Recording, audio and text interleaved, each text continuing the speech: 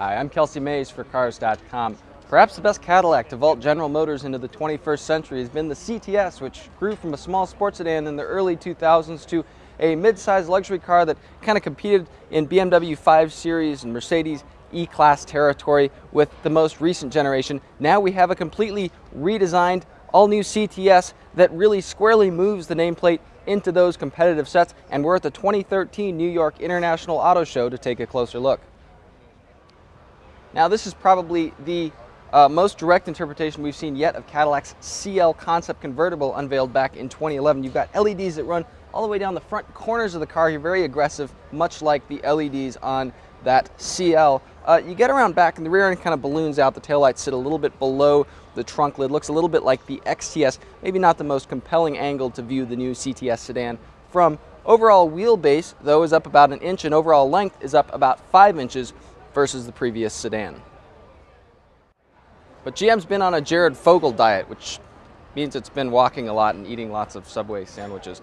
The new CTS, about 7% lighter than the old CTS sedan, despite the extra size. That's thanks to a lot of aluminum things like the doors, the trunk lid, the suspension components. In fact, GM says that with the CTS's base engine, which is a 272 horsepower, 2-liter turbocharged 4-cylinder, it's actually more than 200 pounds less than the BMW 528 with BMW's turbocharged 4-cylinder engine. You step all the way up to what's called the CTS V Sport. This is a new trim, not to be confused with the CTS V, which is a high-performance car we're still awaiting details on for the redesign. And that car comes with a new twin-turbo V6 that's good for 420 horsepower and 430 pounds-feet of torque. Cadillac says that car is about 350 pounds lighter than a comparable BMW 550i. Sliding between those two engines is Cadillac's familiar 3.6-liter V6, good for 321 horsepower. Both V6 engines now use a new 8-speed automatic transmission, which should help fuel economy.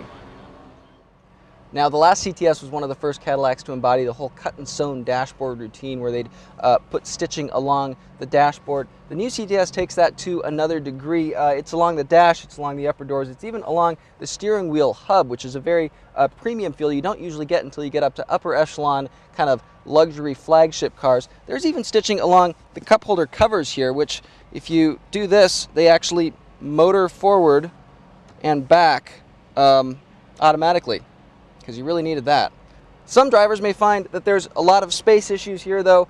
There's a very wide center console here. It might encroach a little bit on leg space, but there's definitely more headroom here than in Cadillac's ATS, which is their small sports sedan. Now, one last thing about the interior here, there's a lot of technology going on. Cadillac's Q touch-sensitive center controls here, an entirely simulated instrument panel.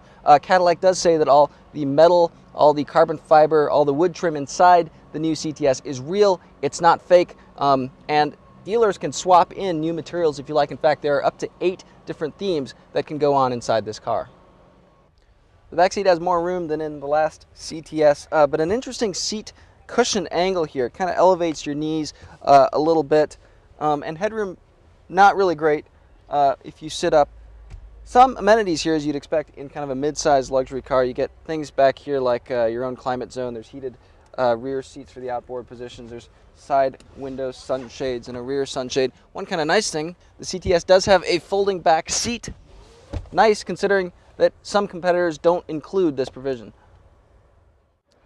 There's still no word yet on a redesigned CTS coupe or wagon, but the current generation wagon sells about as well as the Detroit Pistons game, so we wouldn't be surprised if that didn't make a comeback. The coupe, on the other hand, accounted for about 1/4 of all previous generation CTS sales toward the end of its lifespan, so we wouldn't be surprised if that did make a comeback, unless Cadillac wants to move those shoppers over to the gas-electric ELR. We'll find out more sometime around or after the CTS sedans on sale date this fall.